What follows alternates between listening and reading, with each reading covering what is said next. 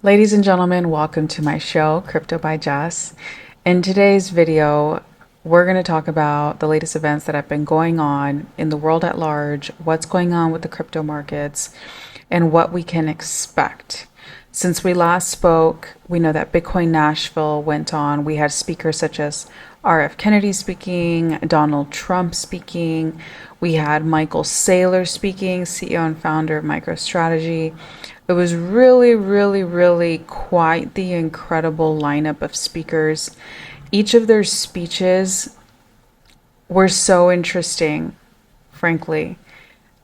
They were sharing their strategies. Many of you may have seen their speeches, but for those of you who haven't, or even if you have, let me know if you agree or if you disagree with what I'm going to share with you. But it was very interesting to hear each of them propose their strategy for Bitcoin in the US and for the world.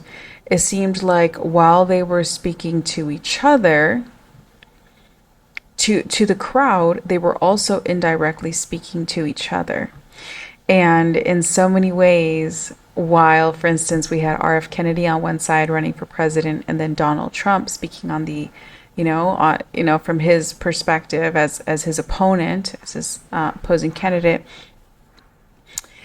What I found interesting is that they, in the end, most likely may have challenged each other. And this will be ultimately really wonderful news for you and I and for the world at large, because whether Donald Trump wins or RF Kennedy, or at this point it's Kamala, we'll get into this in a minute, it doesn't matter. At this point, they've all really pushed each other to open their minds and to consider new and generous legislation for crypto, and even outside of crypto, because I know most of the world is not very well versed or really involved in crypto. So even for those that are not involved in crypto or may not even know what's going on with the election right now, maybe you have family members in your life that don't, they're not really involved. They don't really know. It ultimately, what is being negotiated, what is being debated on Capitol Hill and on other platforms, as we saw in Bitcoin Nashville, is ultimately what I believe to be really forward thinking, really progressive, really beneficial to the people policy for these next 4 years. So it's really awesome. But without further ado, let us get into a few key pieces of news or events that I believe that really paint the picture of what's going on and what we can expect moving forward and the effects it's going to have on the market. So let us get started. So first off, as you can see on my screen, there's this article by Forbes, and I found it so interesting because, as you may have heard if you watched Bitcoin Nashville, Donald Trump mentioned, even before going into Bitcoin Nashville last week, so early last week around this time, he talked about making Bitcoin, bringing it into the national reserve, right? So like into making it into a national reserve currency. So this is really incredible. And it's incredible because we know that the main giants, the main countries in the world that are sort of like at each other's necks are the US, China, and Russia, right?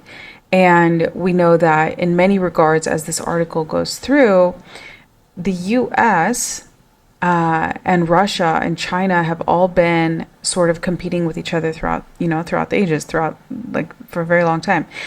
And with Trump saying what he did, he basically said that if the US didn't,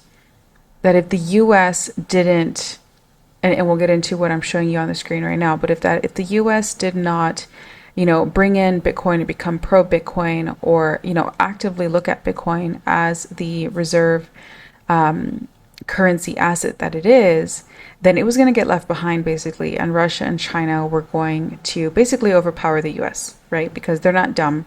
We know that there have been some massive whales. There's many reasons to believe that most likely, there hasn't been any proof of this, but most likely, since dominant nations of the world don't want to get left behind.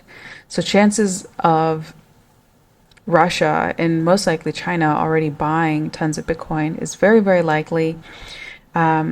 We know that the Hong Kong ETF was already approved. We know this has opened it up to mainland China. We know that rich people find many creative ways of reallocating their wealth and assets. So this is a quote from Trump where he said, "We want the remaining Bitcoin to be made in the US, the scarcest assets on planet Earth," right? So the scarcest asset on planet Earth, the 1.2 million Bitcoin that remain to be mined. And the future president of the United States said he wanted it. He wanted all of it. Geopolitical competition for Bitcoin about to kick in. Game on. And this is Donald Trump's original tweet. He says, "Vote for Trump. Bitcoin mining may be our last line of defense against a CBDC or like a central banking currency," right? And he says, Biden's hatred of Bitcoin only helps China, right? This is what I was trying to say a minute ago, that if the US doesn't jump on board, China will, and the US will be left behind, right? He says it only helps China and Russia and the radical communist left. And as you've seen, there's been like communist marching happening. I think it was in Pennsylvania over the weekend. Like something really radical is happening in the US. It's the craziest thing, honestly. I don't know what's happening in the US right now, but I have some theories, which maybe I'll share later in this video. But this is where he says, we want the remaining Bitcoin to be made in the US. It will help us be energy dominant. And then segueing, I found this tweet, it's by Kyle, and it just really sums it up, right? Because this is what's happening in the world. We have Russia passing a bill making crypto payments illegal. Unbelievable. This is from last week. China rumored to unban crypto this year. Okay, this is what I'm trying to tell you, is Russia and China are paying attention. They are paying attention and they are not going to get left behind. And they have real huge, real incentives to try to overpower the US. And then it says US politics are revolving around crypto right now. If you're bearish now, you've lost, right? So what does that mean? It says if you can't, this basically means like if you can't connect the dots, if you can't see what's going on in the world right now, that Bitcoin is such a hotly debated topic across the world, then you're missing the picture. Don't look at the 15-minute chart of Bitcoin. Don't look at even the hourly. The weekly really, frankly, should just inform whether or not you're going to buy more of a crypto token that you believe in and that has real utility, which we can get into in a different video. But that's the only thing it should really be informing. And it probably should be informing how much you spend, right? Because if the market is in a dip, then it's not a time to go shopping. But outside of that, it really shouldn't shake you fundamentally. It should definitely not put you in a position of ever selling your Bitcoin, which we'll get into in a second, because that's also something that Donald Trump said at Bitcoin Nashville. But before we get into that, I wanted to point out some changes, some regulatory changes that are also happening in Europe. So as we can see here with this tweet, it says, so right now in the EU, right, there's, I guess, new legislation rolling out that is basically allegedly for the purpose of transparency. As you can see, what I'll highlight on the screen here. Oh, I can't highlight it. But this is basically what the EU or Europe's asset register looks like. It's basically, a giant database that is recording various assets owned by its citizens. So the monitoring, we know that China already has a social credit score, but the monitoring of what you own, who owns what, of every single citizen is already rolling out. It's happening in Europe. And supposedly, if you can see where my mouse is, it's supposedly to increase transparency and to better combat or fight against money laundering and terrorist financing. Right? This is what I find so corrupt, so disgusting. It's really so disturbing to me and really quite sad that our government would it just bothers me because the government is for the people, right? The government only exists for the people. The government represents the people. It's in service to the people. So it really bothers me when in the name of, good good oversight or in the name of trying to protect everybody, the government would basically impose regulation that would completely remove all the rights of its citizens. Like, that's awful. It's completely awful. It really, really bothers me. But they're doing it. That's what this new law, like, that's rolling out. I don't know, frankly, if it's already in effect or not, but it really, really bothers me that this is what's already happening in the world. And that's what this previous tweet by Mark Moss is talking about, and I'll summarize it for you, but it basically talks about how we live in a debt-based system, right? The money in the bank does not belong to us. We've seen this during multiple, banks collapsing that have collapsed in the last few years, people going to the bank to withdraw their money and they cannot, right? The government can just straight seize your bank, like your money in the bank. It's not yours. The bank owns it, right? We saw this with what happened with, this is a Canadian example, but it doesn't matter. We've seen this happen with, I think it was like 2 years ago or so, where like all the truckers in Canada, they were like all of their bank, because they were protesting or something, and so they had all of their bank accounts seized. This is awful. R.F. Kennedy talks about this during his speech at Bitcoin Nashville, but that's what is being said here on the screen. If you can see what I'm highlighting, he says the money in the bank is not yours, it's the bank's, right? The stocks in your account, not yours. The land you rent is not yours.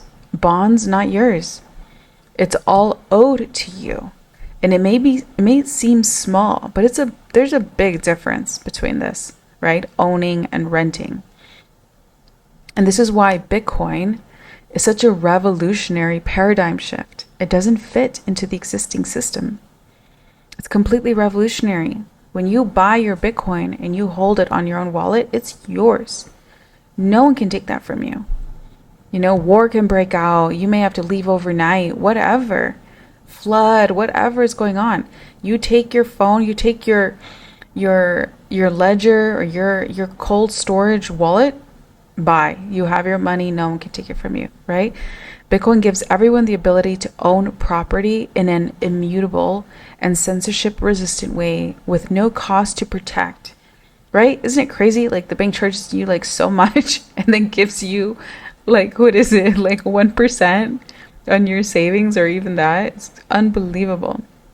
So this is what's going on in the world, right?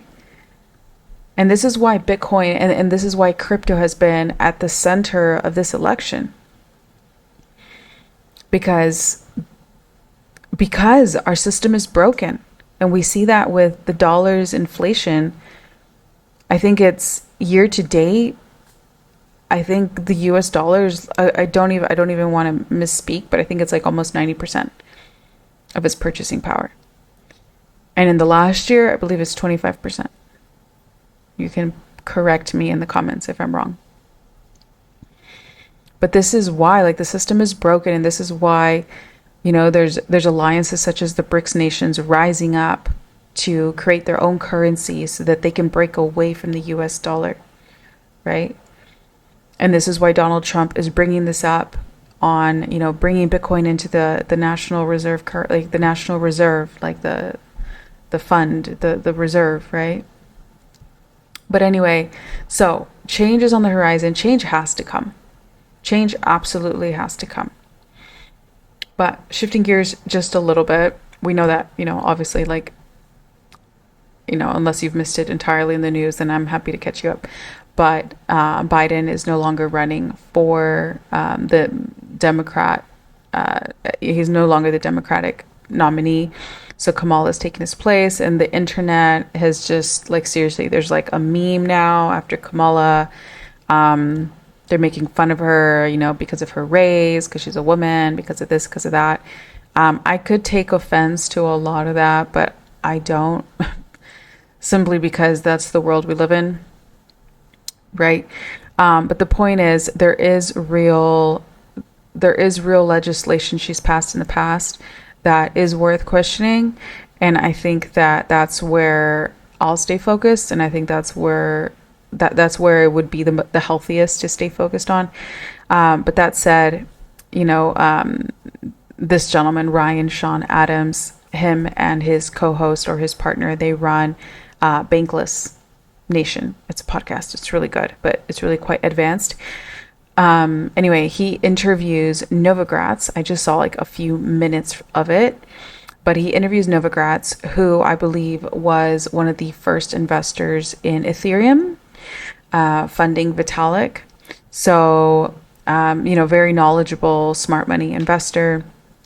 And he's on the podcast, right? And this is what Brian is saying right now. He says he just spoke to Novogratz, and he's very confident that Kamala will flip to pro crypto. And this is what I'm trying to get to, is that whether or not Donald Trump wins or Kamala wins, it doesn't matter, right? Or even if RF Kennedy wins. At this point, it doesn't matter because the cat's out of the bag, right? Bitcoin and the topic of crypto, especially with the Bitcoin ETFs being approved, and then now the Ethereum ETF, like last week, and especially with like all, so many heated topics, crypto related topics being involved in this presidential election, I believe that they're all peer pressuring each other. That's what's happening. And that's why at this point, it doesn't really matter who wins so much. I mean, it does in the short term and in an immediate way, but in the long run of things, I don't think it really does, because I believe that, if in order to win, Kamala she's going to have to win over the crypto community, right? Because there's never been a presidential election ever historically where so many crypto holders, like diehard crypto, decentralization, maxis, have been so involved, like including myself. And in the conversations that I'm in, I know that so many Americans of our generation that have not been interested in presidential elections in the past are, right? Because it's their money. And I think there was some stat that says, I think it's like, 90% of voters own some form of crypto, right? And just about every single voter is being affected by inflation. I mean, I just came back from the US and it was literally shocking. It was like the documentaries. You go to CVS, you go to, did I go to Walmart? I think I went to Walmart. Like literally the hallways, like it's sad. It's very, very sad. Like not uncommon. I walked into CVS and like the racks, the shelves were empty. And I asked the cashier, like, what's going on? And they were like, oh, it's bankrupt. Basically, it's going bankrupt. Or how did he say? Like, they're repositioning, they're renegotiating. I don't know. Many words to say they were going bankrupt. But it's really, really sad. Like, the homeless situation was shocking in Austin. I could hardly even handle it. I could hardly even look. It was just so heartbreaking. And there's always been homeless people, but there's more than ever before. And the system is broken, as we saw a moment ago with, when I was explaining that it's a debt-based system, economy. And that can only last for so long. You can only print money out of thin air for so long. Eventually the system breaks. The bubble breaks. We've been in a bubble for, I think, like almost 20 years now. It's going to pop like any day. And that's why everyone's scrambling now that they've discovered like the magic of Bitcoin. Its immutability, its integrity, the fact that, there's only ever going to be 21 million Bitcoin. It's like everyone, it's like all eyes on Bitcoin. The cat's out of the bag. It's too late. Bitcoin is here. It's changing the world. And at this point, like I was saying, especially as we saw, I would encourage you to go watch the speeches on Bitcoin Nashville if you haven't already, because wow, like I believe all of the candidates were, well, there was only two, right? But I believe Trump and RF Kennedy were enriched by each other, especially by MicroStrategy's speech. I would encourage you to go watch it. He basically explains why the whole world needs to jump on Bitcoin, and if they don't, then yeah, they're going to get left behind, right? So I just thought it was such a beautiful job at encouraging the US to get with it, get with the program, or you're going to get left behind. So that's what Novogratz is also saying. He says the most bullish possible world is for both presidential candidates to fight for us in an escalating game of pro crypto one-upmanship. That's what I'm trying to say. They're all trying to like one up each other, you know? So ultimately we win. We win. So what you need to know is that whether the market is down today, I know we're at 65,000. We almost hit 70,000 over the weekend and these last few days. But there's many reasons for why we haven't, but we are exploding. We are popping off. We are going to the moon. It's just a matter of time. And it's just a time to just be steady, not be scared, and buy more Bitcoin if you can, and don't sweat it. Don't sweat it. Right? And then just kind of like to reemphasize all of this, right? Like this is Alex Becker. So like many of you guys know who Alex Becker is, but he's been in crypto for a long time. I think he was helping his community make money long before he even got into Bitcoin. So he has a really like loyal cult following. But this is what he says, Trump is trying to buy votes by promising to invest in, support, deregulate tech that will enrich the US, grow the total pot of wealth, and all of us richer. And then, he's talking against Kamala. He says Kamala and Biden buy votes by taking your money and promising to give it to other people. It's not even a choice, right? And we see this in this next tweet, which I don't want to go into 1,000%.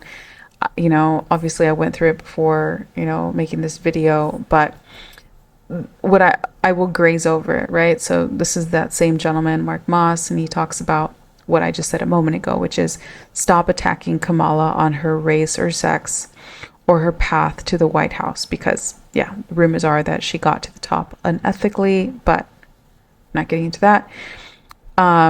He says there's plenty of horrible policies to discuss. And I don't know how many of these actually are horrible. I think the ramifications or the consequences of some of these policies that may sound good and benevolent and kind, the side effects of these are what are bad, right? So we can go through a few of them, right? But she banned, right here, she co-sponsored legislation, right? So she helped write, right? Legislation to protect illegal immigrants from deportation, from being deported. So that may sound like benevolent, right? Like you shouldn't just kick out all immigrants and treat them inhumanely, because they have rights, because they're human beings. Maybe they're escaping, maybe they're escaping violence in their country. So there's so many humanitarian reasons for this. So I can really see how this could be quite benevolent. But what has been the actual application of this legislation is that now, as I just saw in the US as well, and I was talking to people, so I could hear more about how this was really affecting their life. Actually, the dog sitter for our pup, Rupert, was telling me, in Austin, she was telling me some stories about what was going on locally, and it was just sad. It was very sad to hear that, and we've seen it on the news. I'm sure you've seen it on the news, people, young girls being raped just by going on a run, by these guys, some illegal immigrants. There's a lot of drug lords coming across, and there's been a lot of criminals coming across into the US. So this is where legislation like this should not be black or white, right? So there's so much here. She backed banning private healthcare. That doesn't sound so bad, but if you think about it, it actually kind of rolls into I don't know, socialist sort of applications. There's so much here. There's a lot here that I do agree with. So she wanted to ban plastic straws. I don't think that's the worst idea, for many reasons. Land, what is it? There's so much plastic, right? There's a whole island out somewhere floating around that's just made of plastic, and we've seen documentaries of how this affects wildlife, and there's So like I won't completely get into this list. So this is what, and I bring this up because it's important to exercise your own rigorous thinking and evaluation of what you listen to, and don't take everything I say as truth either. Like listen to it, process it, go research it, find out, am I right? Am I wrong? What do you think? You know, but I bring this up because a moment ago I shared a tweet by the same person that I did agree with, and then now he's sharing something else that I don't necessarily agree with, right? And I only came to this conclusion because I read through it carefully and I thought about it. And some of her legislation I think is good, and some of it I don't think is good. But I think this can probably go for most politicians. So I don't know how much this is really worth believing or taking to heart. But I do agree with his statement, right? That we should stop attacking her on the grounds of her race or her sex, right? Like, what if I want to run for president? Just because I'm a woman and I'm like mixed race, does that, disqualify me? Anyway, this is a whole debate. Anyway, that said, let us segue a little bit into, well, let's get into this in a minute. All right. But let's talk a little bit about what happened, right? So we know that Bitcoin was around, I think it was trying to crowd towards 70,000. It was around 67, 69. Everyone was super excited. Trump just gave his speech where he was talking about, that there's a list, I'll share it with you, where he was saying, right here, what he was saying, what he would do. On day one, he would fire Gary Gensler and appoint a new SEC.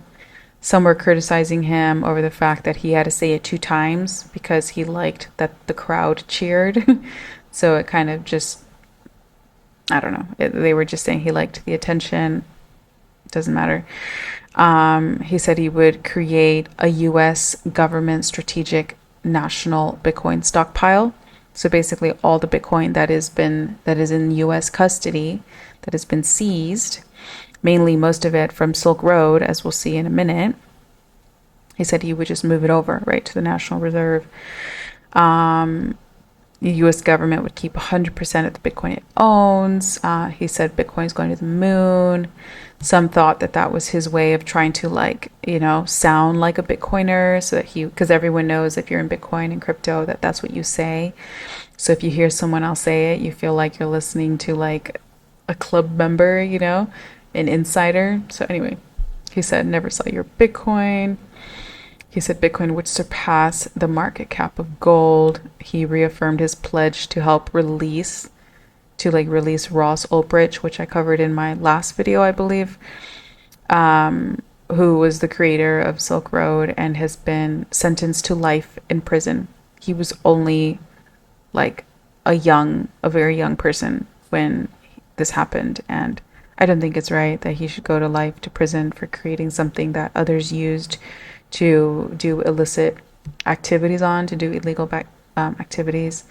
He said there would never be a CBDC or a central bank reserve currency that basically would do what like the European Union is now doing, as I showed you a moment ago, where they're like tracking what everybody owns. And what do you think is going to come of that? What do you think they're going to do to people who break away from the system or disobey? Right? They'll just freeze their assets. That's what they'll do. Right? You don't have to be a fortune teller to figure it out. He said, that Bitcoin and crypto will skyrocket like never before. So kind of, it's hard for him to predict this, right? So in a way, it's like he's, obviously trying to promote himself to winning by saying this. But at the same time, it may very well be true. And he is an extremely confident human being. And, he's probably extremely confident in his ability to do this. So I'm not going to say it's not true. I'm just giving you the facts so you can decide for yourself. He said that he'll make the U.S. the crypto capital of the planet and the Bitcoin superpower of the world. He said Bitcoin stands for freedom, sovereignty, and independence from the government coercion and control. And he pledged to the Bitcoin community that basically like this whole anti-crypto crusade that's been going on and that, Joe Biden and Kamala have been promoting will be over, right? So here he is giving a speech saying everything that I just told you. And then shortly after, the US government moved $2 billion like of Bitcoin off, like from the Silk Road seized Bitcoin tokens. So this sent shockwaves through the crypto market, and this is why the market is at $65,000 today, right? So I'm just trying to explain this to you so you know what's going on, right? So this is why prices tanked. But that said, we're going to wrap it up with just some things to be aware of going into this next week, right? In this week. So we have a few things, key events going on this week that may very likely affect the market and make it even more turbulent.